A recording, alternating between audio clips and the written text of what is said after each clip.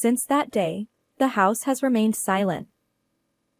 The distance I felt from my parents, the shock of losing my brother, and the vicious cycle of blaming myself led me to shut myself in my room. How long had I been living like that? One day, my mother knocked on my door. She called out to me from outside the door, almost shouting, Sarah! Open up! Let's talk properly. I thought about ignoring her and letting it pass. But if I didn't open the door now, I might never be able to talk properly with my father or mother again, and I might never be able to leave this room. Suddenly scared, I slowly opened the door. My mother, with her kind eyes, looked straight at me. Her determined gaze made me step back. I was scared. It was the first time I felt this way towards my mother. Feeling frightened by my mother slowly approaching, I slipped past her and ran into my brother's room. It was the first time I entered his room since he was gone, and nothing had changed since he was alive. His presence was everywhere. Sarah. I always loved hearing my name called gently with a smile. But my brother was no longer there. Realizing this, I collapsed to the floor and cried loudly. My mother watched me from behind. My father and mother sat down, surrounding me, and my father spoke softly. I don't know where to start. First, could you read Daniel's diary? What my father handed me was my brother's diary. I took the diary with trembling hands and slowly began to read. Both my parents were tearing up, but I was too stunned to react. I knew we had to talk about this someday. My father murmured apologetically. Welcome home. My mother greeted me as I returned home, exhausted from a hard day's work. You look tired today as well. She said this while making my favorite decaffeinated coffee. My father had been awake until a little while ago, but he decided to go to bed early for tomorrow. Well, that makes sense. I looked at the clock and saw it was already past 11 p.m. Thank you, Mom. Seeing me drink the coffee, my mother also headed to her bedroom. I am Sarah, 39 years old. There is a reason why I am still living with my parents at this age without getting married. I am a surgeon at a general hospital near the station. Sometimes I get called in the middle of the night, and there are times when I can't come home at all. One reason I haven't met a man who can support me through such a demanding job is because of this, but that's not the only reason. When I turned 30, I started to worry about what people would think if I continued living at home, so I considered living alone, but my parents opposed it. You might think they are being overprotective, but that's not the case. I am completely incapable of doing housework. Cleaning, laundry, cooking, I'm bad at all of them. I have the intention to do them, but they just don't go well. Knowing this, my parents probably opposed me living alone because they could foresee the disastrous state my place would become. My mother often jokes. I feel like mushrooms might start growing in your room someday. And I can't argue with her. If I had moved out, I probably wouldn't be able to calmly drink coffee like this and would have collapsed at the cluttered entrance. I am truly grateful. As I passed by my parents' room, I expressed my gratitude in my heart and sank into my fluffy bed. The next morning, I headed to the living room after waking up. I had taken the day off, so I shouldn't receive any calls except for emergencies. Even so, I never let go of my phone because you never know what might happen. My parents were already awake and had finished breakfast early. Good morning, Sarah. You were late last night. Are you okay? I could tell he was gently concerned about me. I'm fine. I sat down next to him and glanced at the newspaper. Seeing me, my father murmured. It's been 23 years since then. I looked at the date in the newspaper. Exactly 23 years. I nodded with an awkward smile. After finishing breakfast, my parents and I got ready and got into the car. My father was about to drive, but I said, I'll drive. I haven't driven the car recently, so I want to get back into the swing of things. I took the driver's seat. On the way there, the car was unnaturally silent. No one tried to speak. I'm sure both my father and mother had their own thoughts. As I drove, I also remembered many things. We arrived at the cemetery on the small hill and started walking silently. We reached a grave, cleaned it, and prayed together. Finally, my mother spoke. Daniel, we are doing well. Hearing her words, my father and I closed our eyes.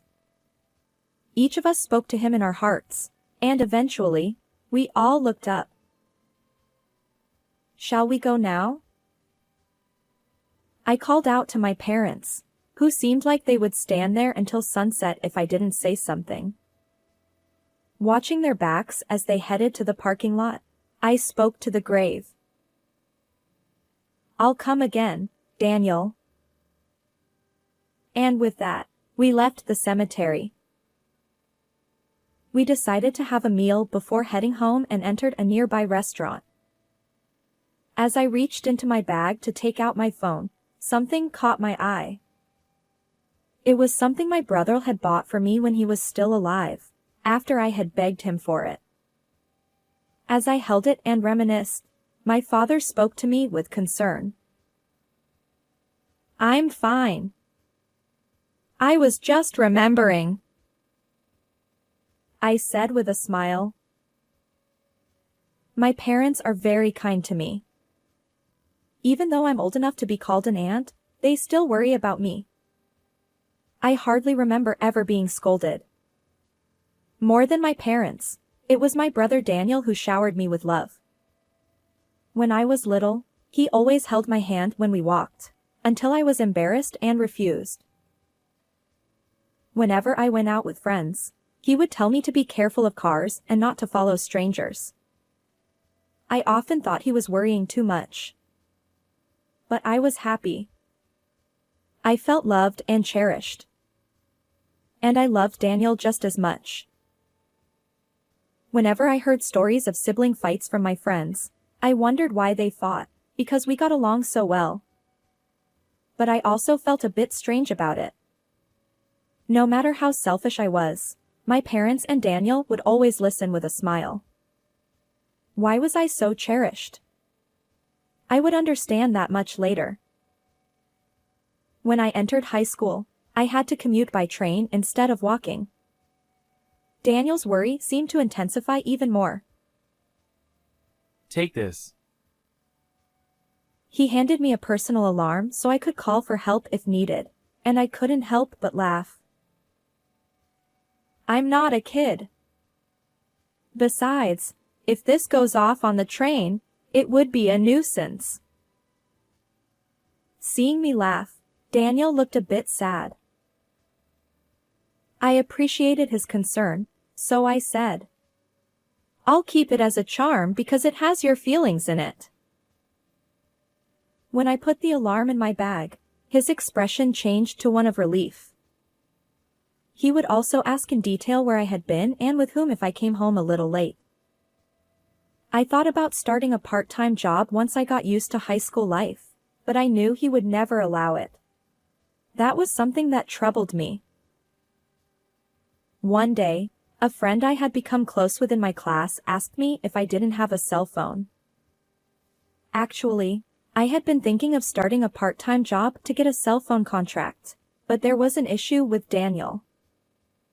At that time, almost everyone in the class had one, and it was an essential item for communication. How could I get one? While I was thinking about that, Daniel muttered, It's good that you're making more friends in high school, but it's worrying not knowing where you are or what you're doing. The moment I heard those words, I had an idea. Then, why don't you buy me a cell phone? I thought it might be too selfish, but it was a gamble. I had never asked Daniel to buy me anything before. I didn't like the idea of taking advantage of his kindness. I was even a little surprised at myself for saying it. Huh? A cell phone? He looked puzzled. Maybe because it was unusual for me to ask for something. Had I gone too far with my selfishness? Anxiety crept in. Maybe I shouldn't have said anything. Just as I thought that. That's a great idea! Without paying attention to my stunned expression, Daniel was excitedly talking about when we should go and what kind of phone to get. On the next day off after that conversation, Daniel and I went out to buy a cell phone. I was excited about getting what I wanted and the joy of going out with Daniel after a long time. Maybe I was a bit too giddy, or maybe I felt too safe because Daniel was there, but I think my attention was scattered that day. Normally, I would be careful about my surroundings, but that day my field of vision seemed narrower. Even now, thinking back on it, I know there's nothing I can do about it. On the way back after buying the cell phone, we approached a crosswalk. I was so engrossed in talking with Daniel that I didn't see the signal. Despite the red light, I took a step forward.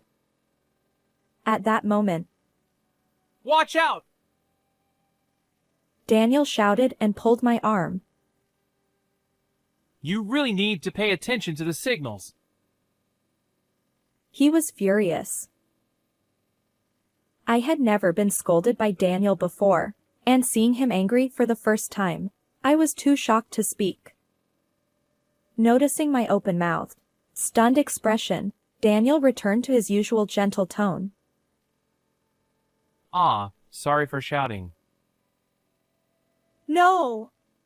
I should have watched the signal. Thank you, Daniel. He must have spoken louder than he thought. Daniel looked flustered, but when I turned to face him, he let out a big sigh. I'm sorry. Seeing Daniel looking so apologetic with his shoulders hunched, I felt a warm sensation in my chest. My dear brother. I'm not a child anymore. I decided to become a sister who could walk alongside him, not just someone he worried about. While I was thinking that, the signal turned green. Oh, it's green now. Let's go. I started walking.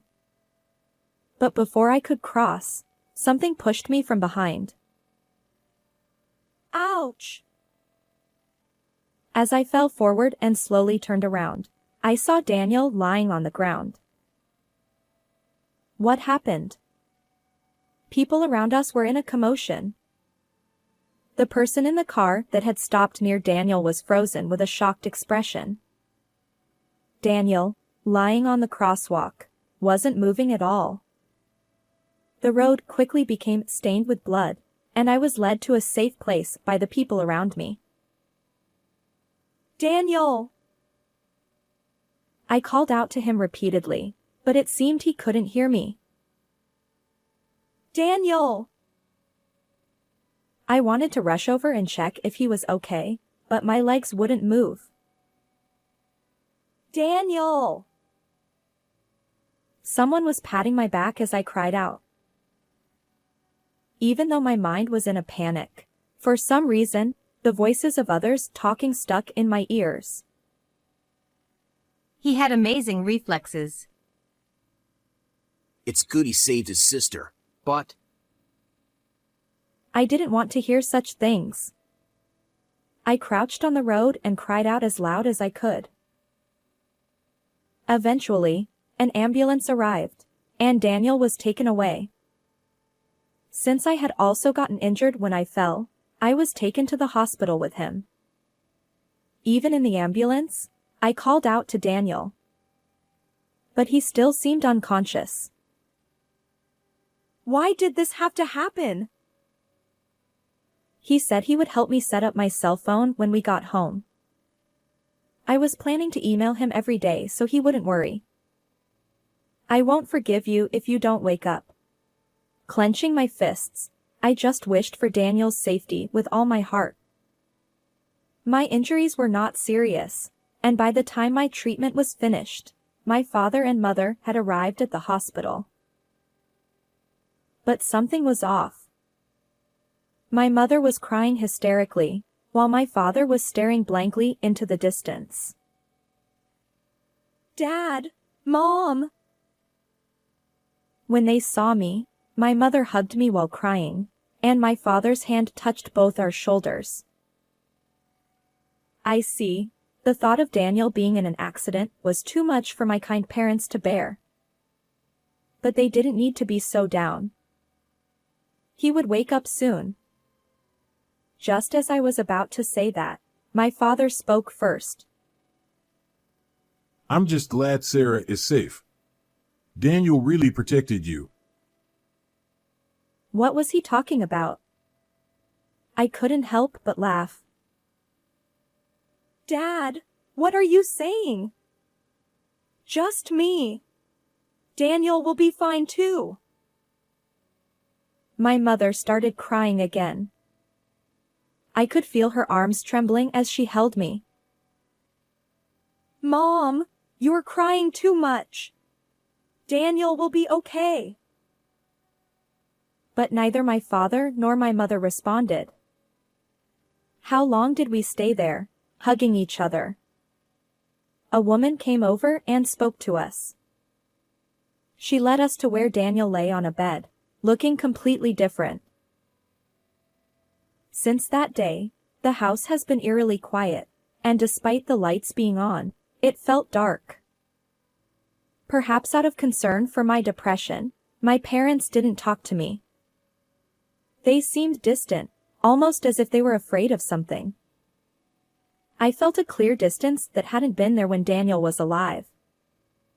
Gradually, I began to believe that Daniel's death was my fault, and I was consumed by guilt.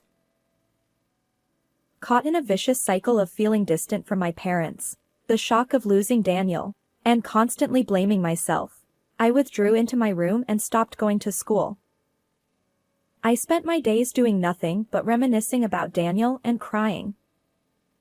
On my desk, the shopping bag from the cell phone store we visited that day was left untouched. How long did I spend my days like that? My mother brought meals to my door every day, but I had no appetite and barely touched them. Then one day, as usual, my mother knocked on my door. Sarah, I'm leaving your meal here.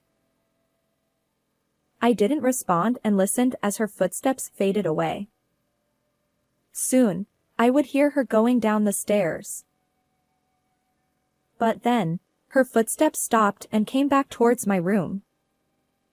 She stopped in front of the door and spoke. This can't go on.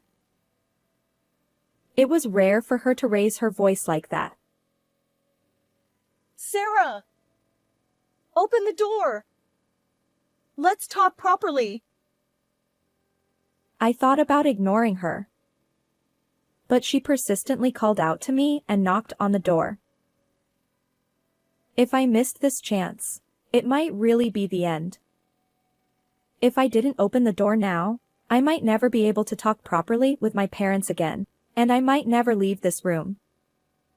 Suddenly scared, I slowly opened the door. Seeing my mother for the first time in a while, she looked pale and haggard. Her gentle eyes stared straight at me.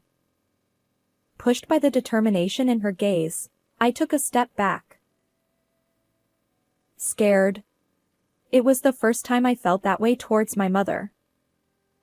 Feeling fear as she slowly approached, I slipped past her and ran out of my room.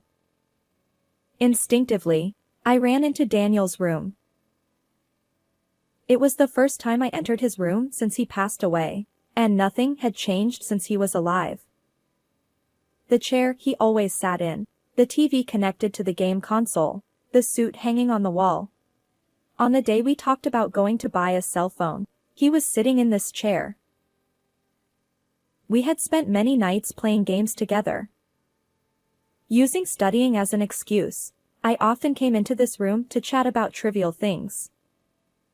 The room still smelled like him, and memories flooded back. His presence was everywhere. Sarah. I loved how he always called my name with a gentle smile. But he was no longer there. The moment I realized that, I collapsed to the floor and cried out loud. My mother watched me from behind. By the time I stopped crying, it was already dark outside. My father, who had returned from work, and my mother, who had been watching over me, slowly approached me. Exhausted from crying and drained of all energy, I didn't even have the will to reject them. My parents sat down on either side of me as I sat on the floor, and my father spoke quietly. Actually, after Daniel passed away, your mother and I came into this room together. His voice was as gentle as ever, and the awkwardness I had felt earlier was gone. We found a diary in Daniel's desk. After reading it, we realized we needed to face you properly. Your mother and I talked about it. A diary. Could it be something Daniel wrote? I had no idea he kept a diary. Holding my hand, my mother began to speak. Sarah, I'm sorry. I must have seemed so cold.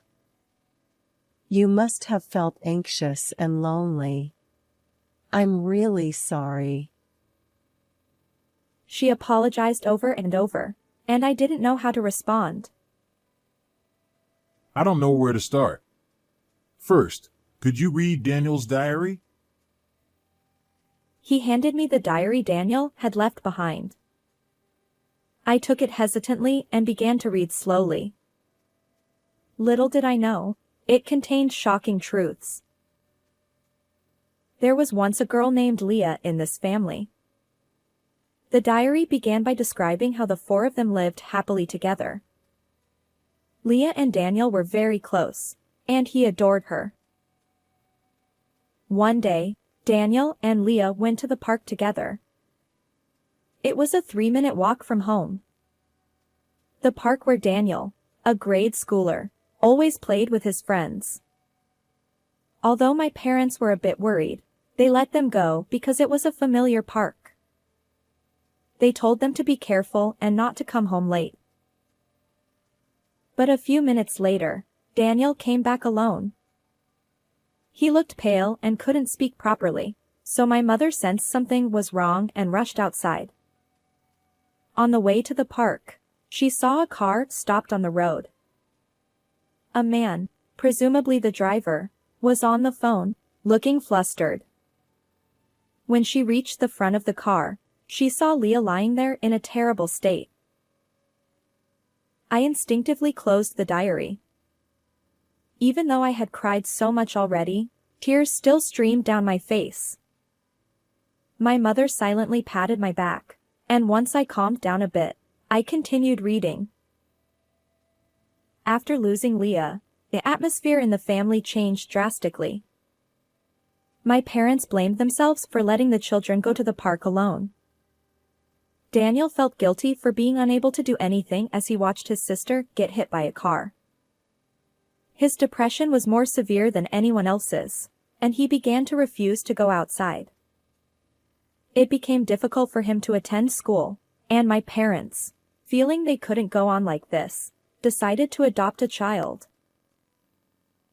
Do you think it was a naive idea? But it was the only thing we could do. I remembered how I once begged my mother for a younger sibling, but she gently refused. I later learned that my mother had had a hysterectomy. Come to think of it, the diary hadn't mentioned me yet. There were no more children that could be born from my mother, so they chose to adopt. With a strangely pounding heart, I continued reading, only to be met with another shock. The child they adopted was a baby girl. Her name was Sarah. What? Me? Both my parents were teary-eyed, but I was too stunned to react.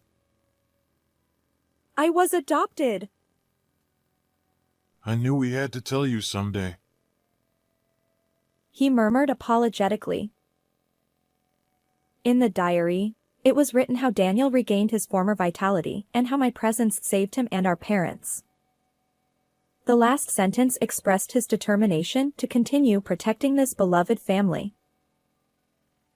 After reading everything, I took a deep breath.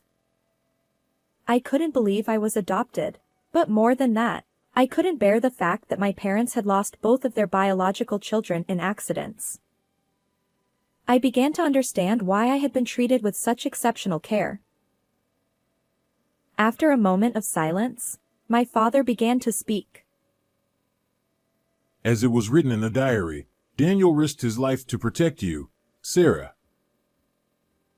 The small life he couldn't save that day. To never repeat the same mistake, he protected my life with his own. Even though we weren't related by blood. Tears welled up in my eyes again. Even if he did that, my parents are still cold to me. Did my unspoken sobs convey these feelings? This time, my mother spoke to me. Sarah. It's not that your father and I don't love you. My father nodded repeatedly. We lost 2 children, and we were so scared of losing you too. I can't understand the feelings of parents who have lost their beloved children. But the deeper the love, the greater the pain must be. We love you, Sarah, and you are very precious to us. Please understand that. Listening to them, it seemed that their fear of losing me overshadowed their love, making them unsure of how to interact with me. How could I know that if you didn't tell me? I spoke emotionally. After Daniel was gone, you both seemed so distant. I poured out all the feelings that had been bottled up in my heart. I was lonely. I confessed how I blamed myself for Daniel's death and how their attitude made me feel anxious, lonely, and sad. My mother hugged me. Then my father hugged us both. As we embraced, we cried together. Eventually, we lifted our heads, and my mother spoke. Sarah, we may be unreliable, but can we start over slowly, as an irreplaceable family? I squeezed my mother's hand and nodded firmly. Because to me, you both are my real family. Thank you. Thank you. As we looked at each other, I suddenly felt embarrassed and made a request to my mother. After crying so much, I'm hungry. Mom, can you cook? I'll help. And so, our family gathered around the dining table for the first time in a long while. The next day, I got ready to go to school. I checked my uniform and hairstyle for any disarray and made sure I hadn't forgotten anything, over and over again. Then, I put the cell phone, which Daniel had bought for me, into my bag. It had a strap attached to it that we had picked out together at a shop on the same day. It sparkled brightly, as if illuminating my future. After having breakfast, I finished getting ready to leave. But suddenly, I was overcome with anxiety and looked at my parents, who were watching over me from behind. It had been 2 months since I stopped going to school. Would I be able to fit in with my class now? Sensing my anxiety, my parents each took one of my hands. It's okay. I have a place to come back to. I have a family waiting for me. With determination, I stepped outside the house. I never imagined you would become such a fine doctor. Even though you can't clean or cook at all. As we ate, the time passed peacefully. I became a doctor because I wanted to save as many victims of accidents like Daniel's as possible. After returning to school, I studied tirelessly, even sacrificing sleep, and eventually decided to go to medical school. Of course, there were many twists and turns along the way. But the presence of Daniel, who continued to live on in our hearts, supported me many times. The next morning, I packed my usual work tools into my bag. When I opened my bag again to check if I had forgotten anything, I saw the strap shining brightly. I had cherished it since that day. It was a treasure I had bought with Daniel. Today, too, it seemed to be pushing me forward. Before leaving the house, I looked back inside. Then, in a loud voice, I said, "I'm off." I felt like I heard Daniel's voice along with my parents' voices. Take care. How did you like this story? Please don't forget to subscribe to the channel. See you in the next video.